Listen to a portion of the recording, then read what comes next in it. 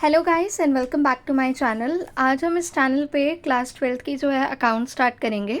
तो इसमें जो पहली चीज़ हमें बेसिकली अकाउंट स्टार्ट करने से पहले पता होनी चाहिए वो है कुछ बेसिक अकाउंटिंग टर्म्स जो हम पूरे अकाउंटिंग प्रोसेस में यूज़ करते हैं और वो हमारे लिए आगे हेल्पफुल होते हैं। तो अगर हम यहाँ पहले टर्म की बात करें, पहले टर्म को बोला जाता है business transaction. Business transaction basically क्या होता है? कोई भी ट्रांजैक्शन अगर एक बिजनेस कर रहा है, एज इन फॉर एग्ज़ाम्पल हमने कोई एसेट परचेज करा है, हमने किसी को सैलरी, बोनस, कमीशन उस बिज़नेस के अंडर कुछ भी पे करा है, एवरीथिंग जिसको हम कैश के या मनी के फॉर्म में कैलकुलेट कर सकते हैं, that is called as business transaction. Basically business transaction क्या करता है? फाइनेंशियल पोजीशन एक बिज़नेस की चेंज कर देता है, क्योंकि पैसे का लेन देन हो रहा है तो पैसे से ही फाइनेंशियल पोजीशन हम एक कंपनी की जज कर सकते हैं। तो जब भी मनी रिलेटेड ट्रांजैक्शंस होती हैं उससे फाइनेंशियल पोजीशन में कंपनी की क्या होता है? चेंजेस आ जाते हैं। किस किस चीज़ में चेंज आ सकता है? कि बिजनेस में एसेट होता है, कैपिटल होता है, लाइबिलिटी होता है, इन सब चीज़ों में जो है चेंजेस आते हैं ड्यू टू बिजनेस ट्रांजैक्शंस। लेकिन कोई भी ऐसी चीज़ जिसको हम मॉनेटरी फॉर्म्स में या कैश के फॉर्म में नहीं एक्सप्रेस कर सकते, वो चीज़ें बिजनेस ट्रांजैक्शन के अंदर नहीं आती है। As an for example I have purchased a gift for someone, मैंने किसी के लिए गिफ्ट खरीदा है, तो that is not classified under as a business transaction. ये बस मनी रिलेटेड चीज़ों को इन्वॉल्व करता है, इसलिए बिजनेस ट्रांजैक्शन को हम इकोनॉमिक एक्टिविटी भी बोलते हैं। ठीक है, उसके बाद दूसरा अकाउंटिंग टर्म आता है इवेंट। इवेंट क्या होता है? बेसिकली हम कहीं कोई इवेंट रन करते हैं, वो इवेंट होता है। लेकिन अगर उसे अकाउंट्स के टर्म में बात करें कि जो भी हम ट्रांजैक्शंस कर रहे हैं, सेल, परचेज, कैपिटल लाना, एसेट का डेप्रीशिएट होना, या कुछ भी ट्रांजैक्शन हो रहे हैं एक ऑर्गेनाइजेशन में, उससे जो चेंजेस आते हैं वो होते हैं इवेंट। ठीक है, an event is a consequence और रिजल्ट होता है एक ट्रांजैक्शन का। ठीक है, इसको हम कैसे समझ सकते हैं? We can take an example.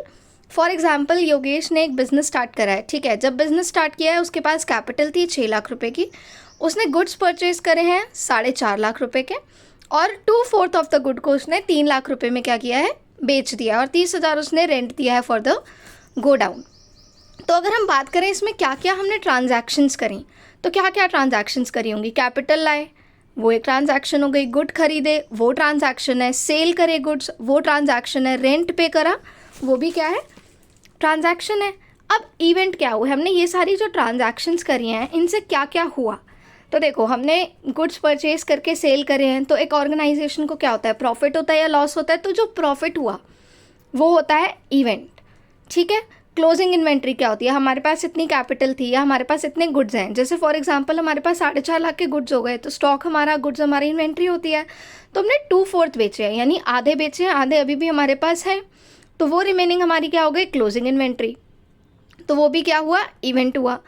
फिर कंपनी के पास कैपिटल थी, कंपनी ने गुड्स से कैश सेल्स करके भी पैसे लिए हैं। ठीक है, और गोडाउन रेंट जो दिया है वो माइनस करके कंपनी के पास जितना भी कैश बचेगा वो कैश सेल, वो हमारा कैश बैलेंस हो गया। तो वो भी क्या हुआ? इवेंट हुआ। और कंपनी के पास क्या बची? कैपिटल। तो इतनी ट्रांजैक्शंस करने से हमारे पास क्या आया, क्या गया, that is classified as under event. ठीक है, उसके बाद तीसरा अकाउंटिंग टर्म आता है अकाउंट। अब अकाउंट्स की बात कर रहे हैं, अकाउंटिंग पढ़ रहे हैं, तो अकाउंट तो पता होना चाहिए क्या होता है। तो अकाउंट एक बेसिकली एक ऐसी प्लेस है जहाँ पे सारी बिजनेस ट्रांजैक्शंस जो भी आ रहा है, माइनस हो रहा है, कैपिटल आ रही है, कुछ एडिशन हो रहा है, कुछ सब्ट्रैक्शन हो रहा है, कुछ भी हो रहा है, उन सारी ट्रांजैक्शंस को पर्टिकुलर एक जगह पे क्या किया जाता है?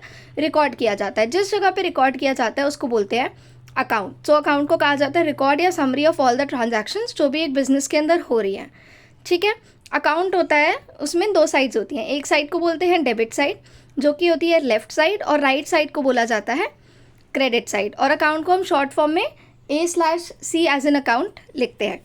ठीक है, और ये यहाँ पे डायग्राम दे रखा है मैंने कि जो भी अकाउंटिंग ट्रांजैक्शंस रिकॉर्ड होती हैं उसका बेसिकली ये फॉर्मेट होता है। डेबिट साइड होती है, उसकी अमाउंट लिखी जाती है, फिर एक क्रेडिट साइड होती है और उसकी अमाउंट लिखी जाती है।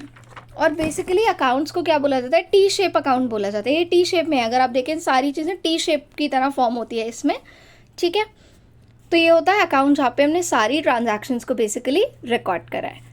अगली हमारी क्या आती है? अगली हमारे अकाउंटिंग टर्म आता है कैपिटल।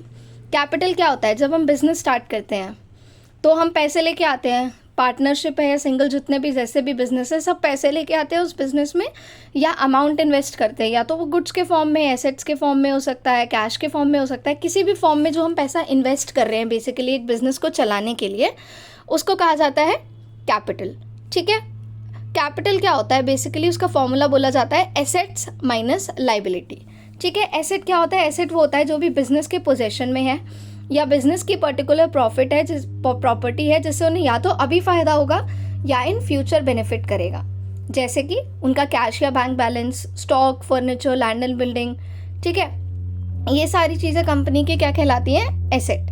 लाइबिलिटी क्या होती है, लाइबिलिटी होती है कोई ऐसी अमाउंट जो हमें किसी को पे करनी है। लाइबिलिटी इज़ बेसिकली उधार। ठीक है, अगर हमने किसी से पैसा उधार लिया, फॉर एग्जांपल हमने आउटसाइडर से 10 लाख रुपए लिए, तो 10 लाख कंपनी की क्या हुई, लाइबिलिटी, क्योंकि उन्हें उससे फ्यूचर में कोई प्रॉफिट नहीं होना, बल्कि उन्हें वो 10 लाख रुपए फ्यूचर में पे करने हैं। ठीक है, तो जो भी चीज़ कंपनी को आगे पे करनी है फ्यूचर में, that is called as liability. इसमें क्या एग्जांपल हो गए, जैसे क्रेडिटर हो गया, अनपेड वेजेस हो गई, ये सब कंपनी को फ्यूचर में पे करना पड़ेगा। उन्होंने किसी से पैसा ले रखा है तो वो क्रेडिटर्स को पैसा वापस देंगे, तो ये सब क्या होता है, कंपनी के लिए लाइबिलिटी हो जाती है। ठीक है, तो कैपिटल निकलती है, जितने भी एसेट्स हैं वो माइनस लाइबिलिटी करते हैं, तो हम कंपनी की कैपिटल इससे कैलकुलेट कर लेते हैं। अब 5वां अकाउंटिंग टर्म आता है ड्राइंग्स। ड्राइंग्स क्या होता है, अगर हमने कंपनी के अंदर से कुछ भी कैश, गुड्स, कुछ भी विड्रॉ करा है, कंपनी के लिए नहीं करा है, अपने पर्सनल यूज़ के लिए किया। जैसे मेरे को एक टेबल है ऑर्गेनाइजेशन, मुझे टेबल की ज़रूरत थी, तो मैंने सोचा बाहर से क्यों लेना है, कंपनी में रखा है, कंपनी से मैंने टेबल ले लिया और अपने घर पे रख लिया, तो मैंने पर्सनल यूज़ के लिए वो गुड कंपनी से लेके रख लिया, उस चीज़ को बोलते हैं ड्राइंग्स। कुछ भी अगर हम अपने पर्सनल यूज़ के लिए लेते हैं, बिजनेस इन्वॉल्वमेंट नहीं होता उसमें, उसको बोला जाता है ड्राइंग्स। तो गाइज़, आज की वीडियो में हम इतने ही अकाउंटिंग टर्म्स के बारे में पढ़ेंगे। धीरे धीरे आई अपलोड मोर वीडियोज़ जिसमें हम सारे अकाउंटिंग टर्म्स को कवर करेंगे। ठीक है, तो for more videos like, share and subscribe, and thank you so much for watching.